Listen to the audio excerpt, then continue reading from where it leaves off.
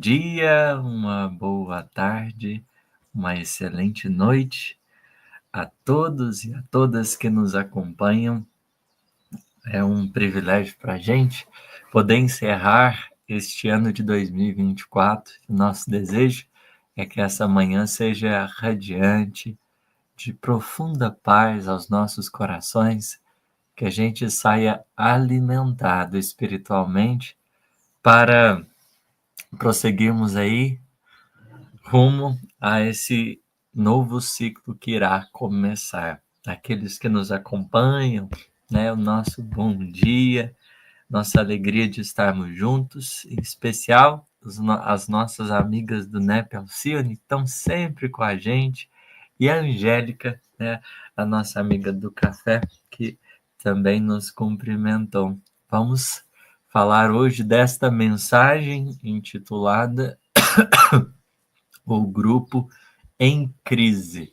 É uma mensagem muito interessante de Emmanuel, talvez é importante para nós meditarmos nela, tendo em vista que esse final de ano, apesar de, por exemplo, nos grupos espíritas existir recessos, ou mesmo no ambiente de trabalho, a gente tirar aquelas férias, né, aquele feriado estendido em que a gente acaba se ausentando do ambiente profissional, mas a gente acaba se reunindo, né, com outros grupos.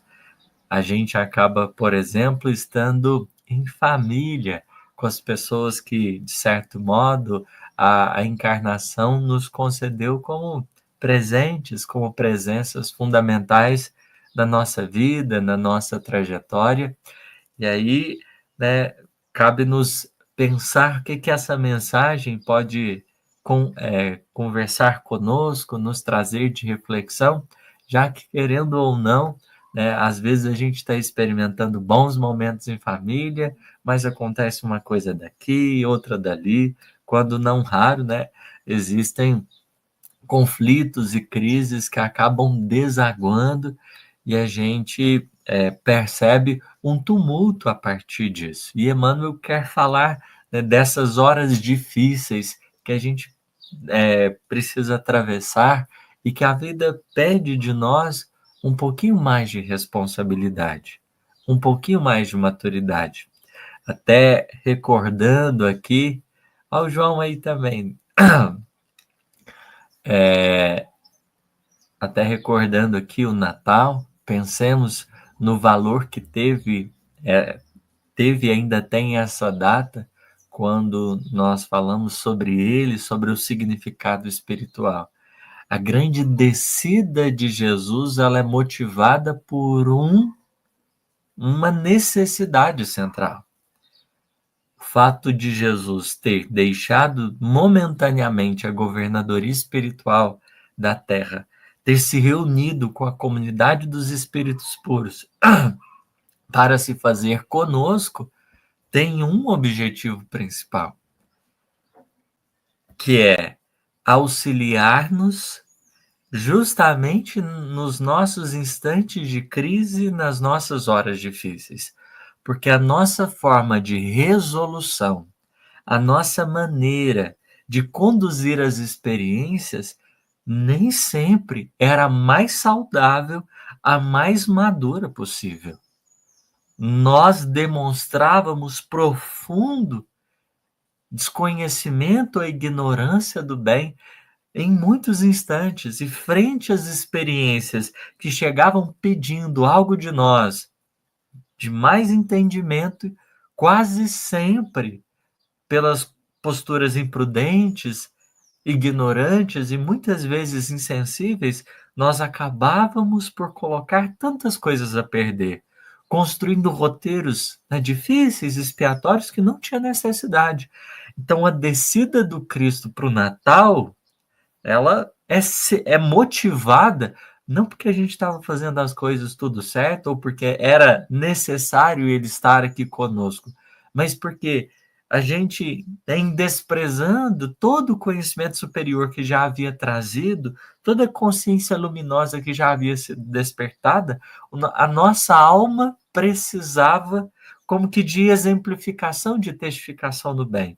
O Cristo vem construir referências para a gente para as horas difíceis, para os momentos de crise. Porque é nesse instante que a gente mais se desconecta de Deus. Nesse momento, nas horas que as coisas começam a não dar certo, que a gente se mostra, se apresenta mais fragilizado. E o mestre, de maneira muito profunda e expressiva, veio construir esse roteiro, veio construir esta estrada, para que a gente tivesse muita segurança para atravessar a hora difícil. Não com o desejo de fazer alguma coisa para quem sabe daria certo, mas para forjarmos os nossos passos numa estrada muito segura mesmo, porque Emmanuel, nesta mensagem, ele vai trazer para nós uma frase que eu gostei muito, ela me impactou muito positivamente. Ele diz assim: que esses dias de exame em que a ventania da crítica esbraveja em torno de nós, experimentando-nos a segurança da construção, são esses dias igualmente para a serenidade maior. Diante deles, nada de irritação, nem desânimo. Vejamos aqui duas informações importantes e especiais. No momento difícil, nós somos experimentados na segurança das nossas construções interiores. Qual o nível de fidelidade e, ao mesmo tempo, qual o nível de resistência interno que nós temos em face dos compromissos maiores que nós assumimos? Nós somos fogo de palha, somos um tanto que quebradiços, ou já existe em nós algo mais substancial que nos conecta a esses objetivos superiores que a gente se dispôs na encarnação? Nesses momentos é verificada a qualidade da nossa construção interna e, ao mesmo tempo, é solicitado de nossa parte um pouco mais de serenidade, porque é nessa hora, sobretudo nesse momento, com as nossas decisões, que a gente às vezes acaba complicando o roteiro, a marcha em curso, ou a gente tece em favor dos nossos passos as estradas mais lindas de libertação e paz em favor da nossa própria alma.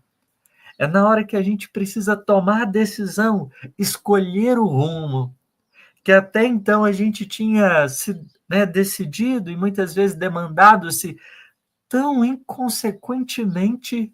Nessas horas que vem o Cristo, a sua mensagem benfeitora, raiar sobre os nossos passos, sobre as nossas vidas, para que a gente tenha um roteiro diferente,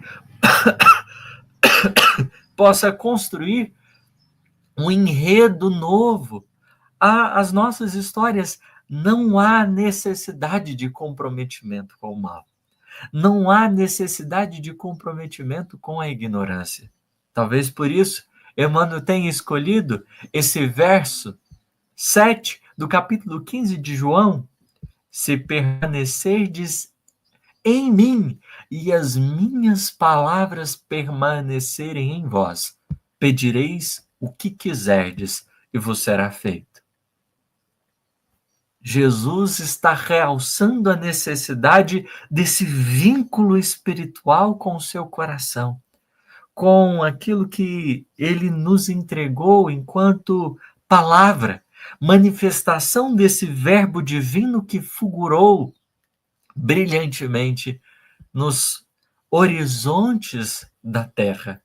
É bonito quando olhamos um pouquinho antes, porque essas palavras dele são como que a culminância daquilo que ele começa dizendo: eu sou a videira, vós outros as varas. O que permanece em mim e eu nele, esse dá muito fruto, porque sem mim nada podeis fazer. Se alguém não permanecer em mim, será lançado fora como a vara e secará, e enfeixá-lo-ão e lançá-lo-ão no fogo e ali arderá. Se vós permanecerdes em mim e as minhas palavras permanecerem em vós, pedirei tudo o que quiserdes e vos ser-vos-ão feito.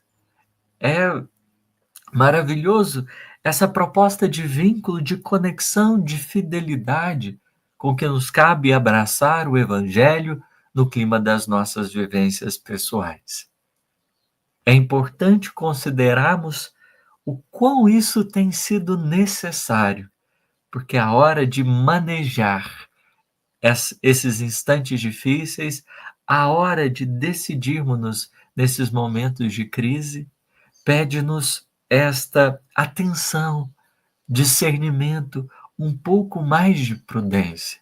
Jesus, não à toa, vai dedicar uma boa parte do Sermão do Monte, daquele momento importante e expressivo à humanidade, para falar justamente desses nossos desafios relacionais, quando muitas vezes a gente acaba demandando-se, né, em estradas, em caminhos que nós não teríamos necessidade.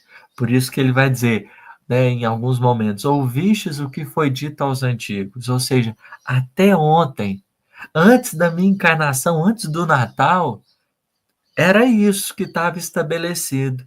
Era dessa forma, mas o meu nascimento deve representar alguma coisa a mais. A minha presença entre vocês precisa simbolizar algo maior. Não pode permanecer do jeito que estava. Precisa ecoar de forma mais significativa no coração de cada um. Ouvistes o que foi dito. Sim, o que foi dito antes, o que estava estabelecido antes, ok. Mas a partir de agora, pensemos um pouco mais maduramente. Reflitamos com mais discernimento, porque não podemos mais pretextar ignorância. Não podemos mais acomodar-nos a ideias talvez infelizes de até então, nas certezas muitas vezes animalescas que adotávamos. É por isso que Jesus simbolicamente decide nascer num ambiente simples, onde não tinha lugar para ele, e numa manjedoura. Algo singular, se nós pararmos para pensar nos simbolismos, porque o Cristo entra na nossa história justamente quando as coisas não estão muito bem. Quando não existe muito espaço, a gente já está mais ou menos construído, uma mentalidade já formada, hábitos já cristalizados, a nossa animalidade já tinha curso incessante, ininterrupto. Jesus vem nascer no lugar onde os animais normalmente se alimentam, aonde normalmente eles buscam a sua nutrição. Jesus vem interromper os ciclos da nossa animalidade, porque aonde até então a gente alimentava a nossa animalidade, ele vem surgir como precioso ponto de partida a novas construções, a novos objetivos, a novos ideais. Precisava ele ter nascido justamente ali, nos nossos contextos de complicação, porque aonde, né, a nossa manjedoura normalmente eram os nossos pontos de queda. E ele ali é posto, porque o evangelho virá nascer nos nossos momentos de crise, nas nossas horas difíceis, nas nossas experiências complicadas.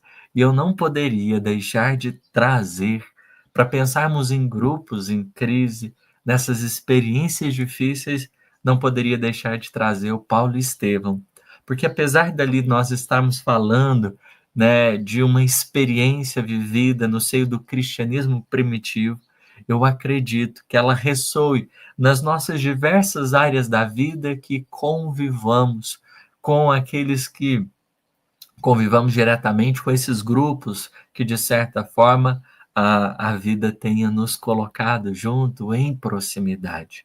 Eu gostaria de trazer aqui o capítulo 5 da segunda parte do Paulo Estevam.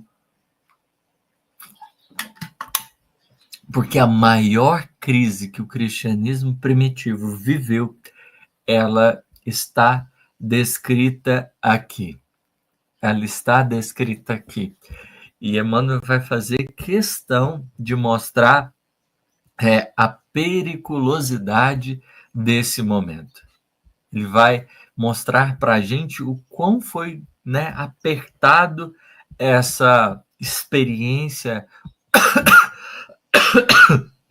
o quanto, de certa forma, foi preciso ter um cuidado maior, por causa do que poderia acontecer diante de tudo isso. O que poderia se dar. Vamos explicar aqui o contexto, para aqueles que não conhecem terem condições de entender melhor.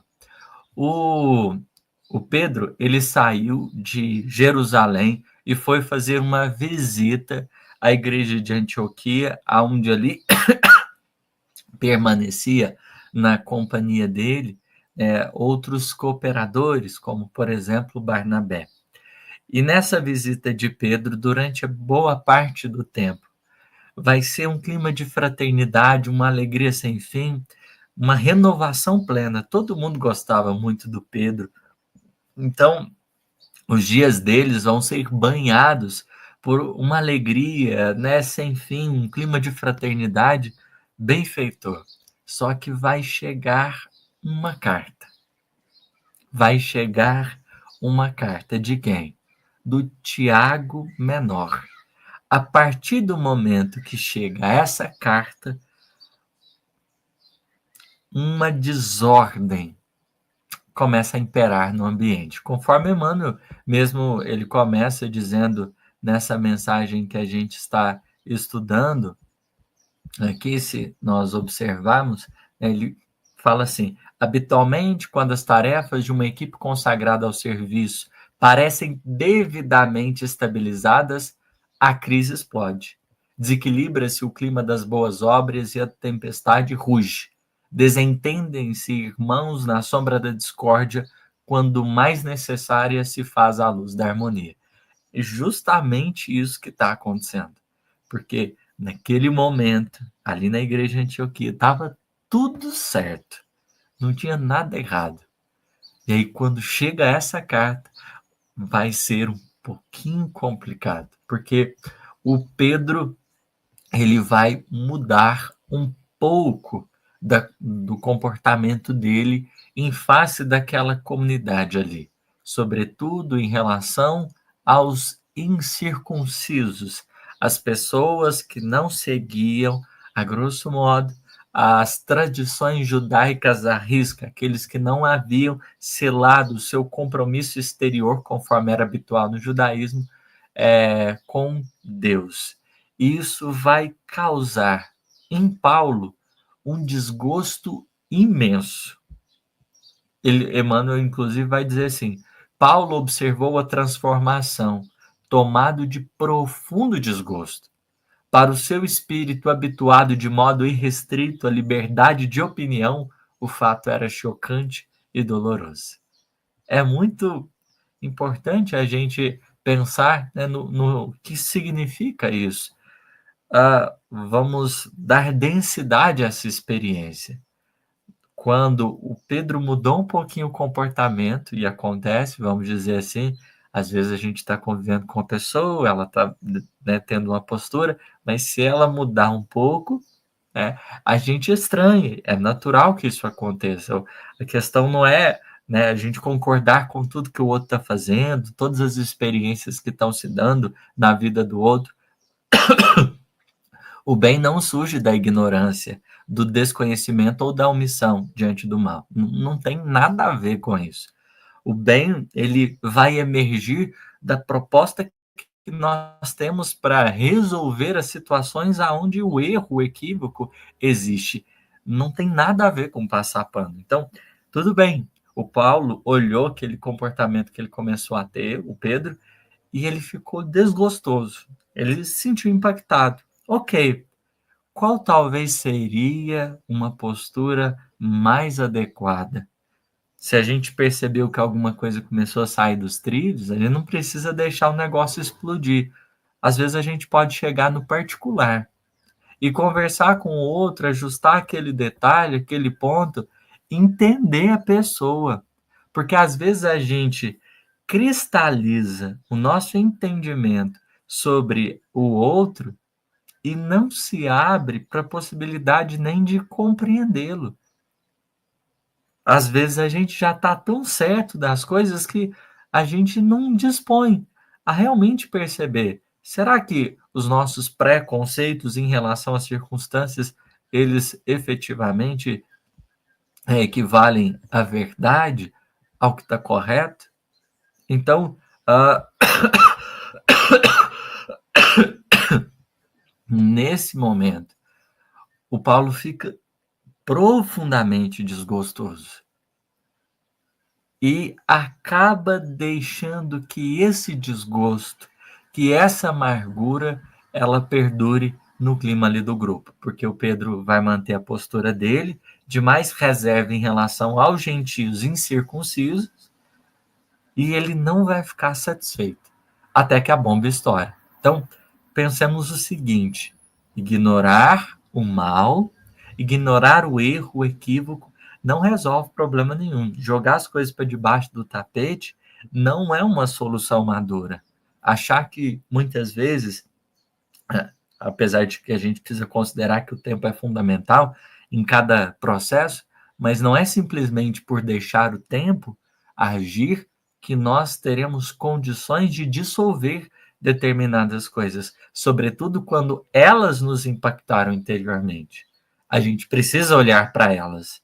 Se a gente se sentiu ferido, machucado, magoado, se houve amargura, né, e o próprio apóstolo Paulo, depois disso, vai alertar as pessoas quanto à amargura, né, falar assim, olha, tomem cuidado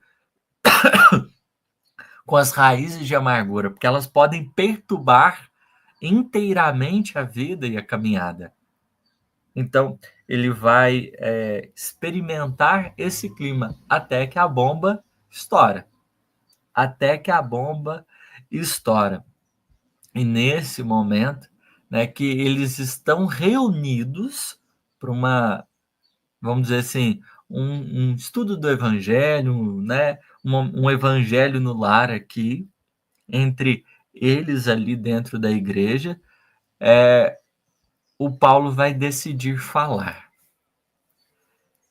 A gente nunca pode, não tem necessidade de não falar as coisas. Só que aí a questão é, qual a intenção e qual o modo que eu vou fazer? Porque, às vezes, a pretexto de corrigir o mal, né, o que está errado, eu acabo deixando resvalar em quem errou. Eu acabo deixando uma pontinha da minha amargura sobressair e eu acabo cutucando o outro. E aí já não tem necessidade. A gente vai tratar o que não está certo, conversar, ter conversas difíceis é fundamental sobre aquilo que não está dando certo. Primeira opção, claro, sempre, né?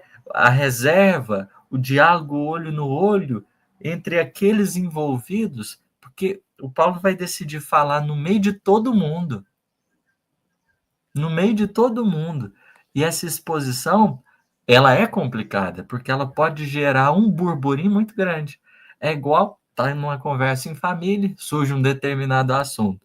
Zona perigosa. Nossa Senhora, tem determinados assuntos que em família a gente já tem que tomar cuidado, porque para descambar para outras coisas é muito fácil. É muito fácil mesmo. E cabe nos perguntar: será que há uma necessidade daquilo ser tratado daquele jeito? É o único caminho? Se sim, qual o melhor modo de fazer? Porque a gente precisa, às vezes, já estabelecer determinadas premissas para falar. O Paulo vai tentar fazer isso, mas ele acaba perdendo a mão um pouquinho. O clima vai ficar tão tenso, Barnabé que está do lado vai começar a chorar. Paulo, para, pelo amor de nosso Senhor Jesus Cristo. Mas olha o que ele diz assim: irmãos, defendendo o nosso sentimento de unificação em Jesus, porque ele estava preocupado com o acolhimento a todo mundo. A causa é boa. A causa é boa. Ele está preocupado em unir. Só que para unificar, ninguém precisa destruir ninguém. Para reunir corações, ninguém precisa. Para defender que a gente precisa ter paz, ninguém precisa estabelecer um clima de guerra com o outro. A nossa proposta precisa ser outra. Os nossos meios e os nossos caminhos precisam ser outros. Não posso disfarçar nosso desgosto em face dos últimos acontecimentos. Quero me referir à atitude do nosso hóspede muito amado, Simão Pedro, a quem deveríamos chamar mestre, se esse título não coubesse de fato e direto ao nosso Salvador. Então, vejamos, ele está sendo muito respeitoso, porque ele está considerando o outro. Às vezes, quando a gente vai falar as coisas, a gente não salvaguarda determinados elementos que são cruciais, prepara determinadas bases que vão ser importantes.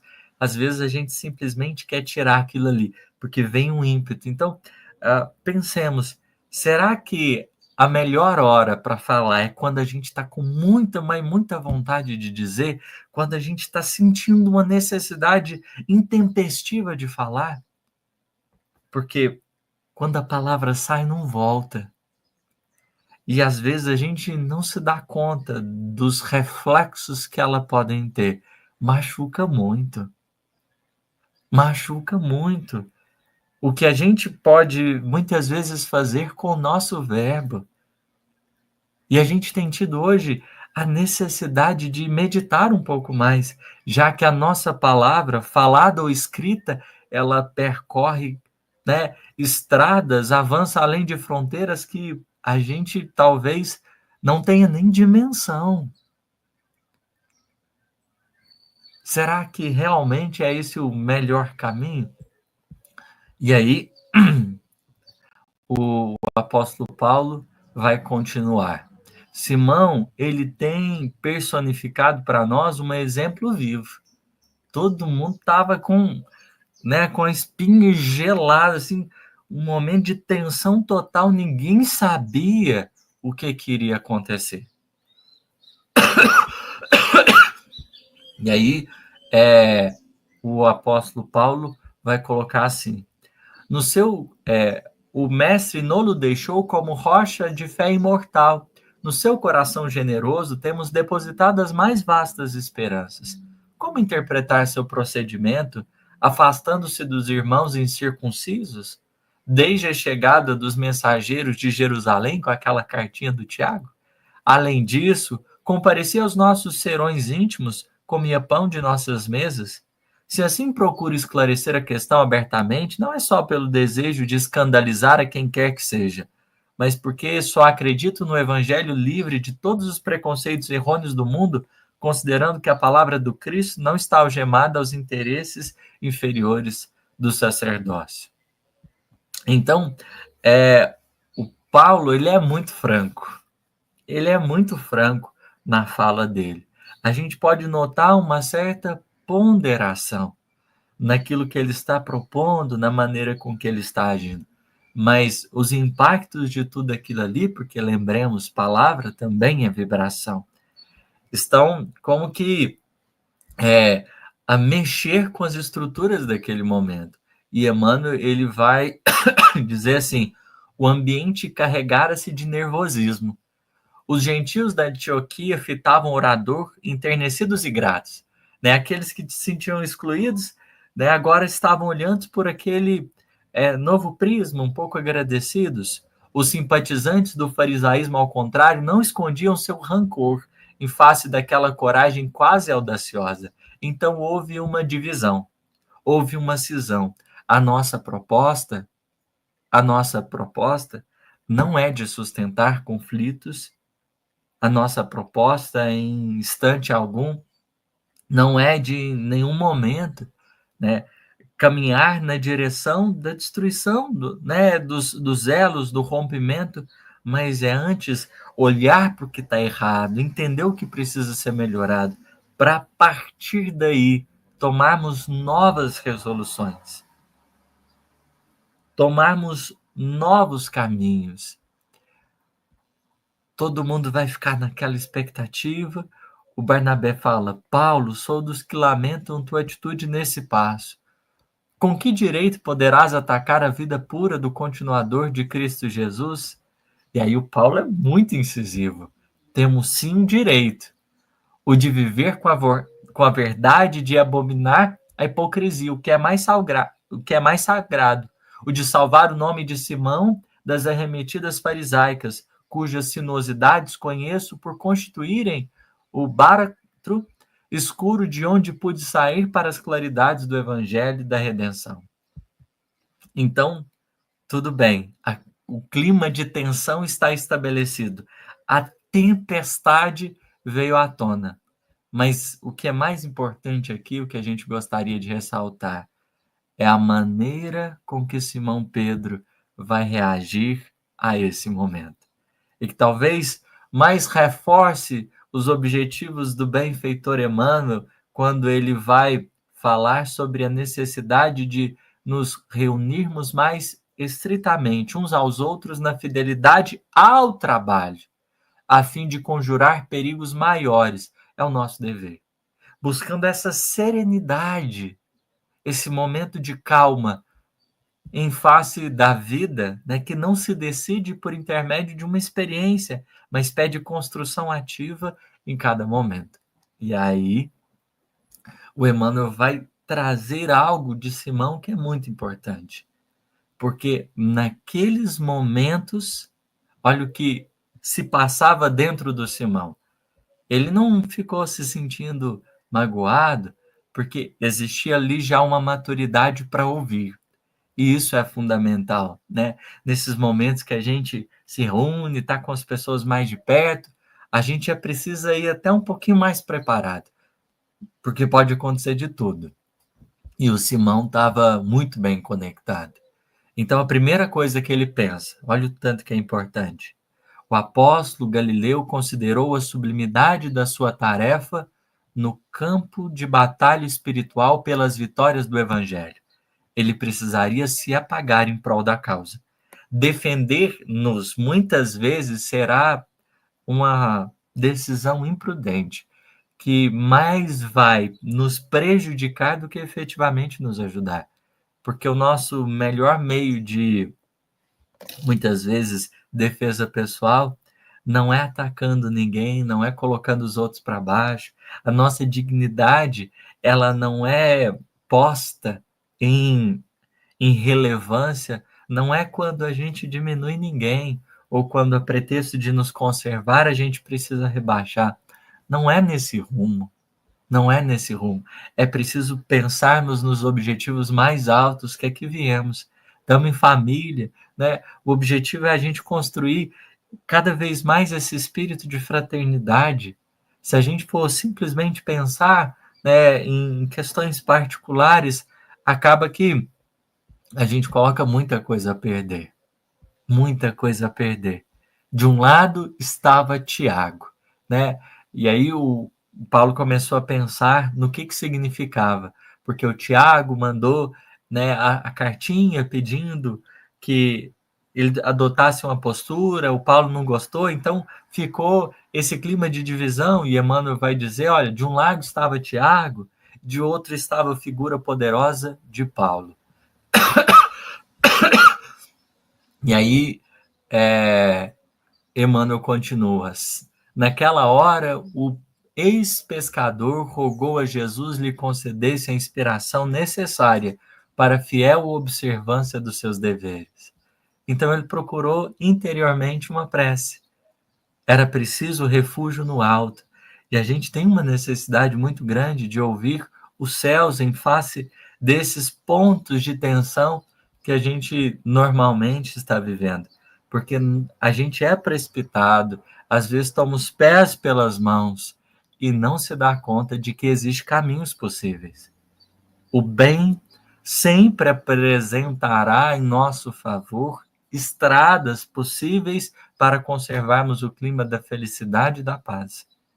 Atravessando esses momentos e essas instâncias difíceis, o, o Pedro vai começar, né, a sentir um espinho ali, naquele momento doloroso, e ele vai começar a lembrar do Mestre. De olhos úmidos, diz Emmanuel, enquanto Paulo e Barnabé se debatiam, teve a impressão de ver novamente o Senhor no dia do Calvário. Então, ele começa a rememorar aquilo que aconteceu, né, na vida dele, na caminhada dele, sobretudo na presença do Mestre. Sobretudo na presença do Mestre. E aí, Emmanuel continua: ninguém o compreendera, nem mesmo os discípulos amados. E aí, parece que o Pedro começa a perceber uma cruz como que à sua frente, né, luminosa ali, a indicar o precioso caminho. Jesus amar a todos indistintamente. A tarefa do Cristo não foi ficar do lado de uns nem de outros. Os discípulos, né, acabaram não conseguindo sendo fiéis, tanto quanto os fariseus, né, agiram de forma imprudente. O Cristo repartir os bens eternos com todas as criaturas. Era preciso conservar o clima da união. Tanto Tiago quanto Paulo tinham seu valor. Nenhum deles precisava ser destruído. Era preciso encontrar o roteiro em que fosse sustentado a paz, por mais que ele não fosse compreendido. O ex-pescador de Cafarnaum, conforme Emmanuel vai considerar, não vai se inclinar nem para um lado nem para o outro. Imaginemos, nesse clima de disputas políticas que tivemos, que a gente pendeu para os lados, né? Quão ruinoso muitas vezes foi o clima de separatividade. Tá tudo certo a gente ter as nossas opiniões, não haverá nenhum mal nisso. Mas como a gente procedeu em face de muitos desses momentos, né? Fala-nos da necessidade da revisão, porque a crise só se resolve se rumamos na direção do bem. Senão, nós tardamos ainda as guerras e os conflitos que desaguarão em outro momento. E aí, para a gente finalizar aqui, chamar todo mundo, Simão Pedro, inspirado pelo Cristo que servir a todos, né, e assumir um compromisso com o bem, ele apenas vai considerar o seguinte: olha, gente, não é surpresa para ninguém que eu cheguei a errar, e justamente com o Mestre, né? Não dei conta. Tenho medido a misericórdia do Senhor pela profundidade do abismo de minhas fraquezas. Então eu preciso muito da misericórdia de vocês, preciso muito da compaixão de vocês. Se eu errei entre os irmãos muito amados de Antioquia, peço perdão pelas minhas faltas. Se vocês, né, estão vendo o equívoco, me perdoem. E ele continua finalizando: submeto-vos ao vosso julgamento. Fiquem à vontade para avaliar, né, a minha postura.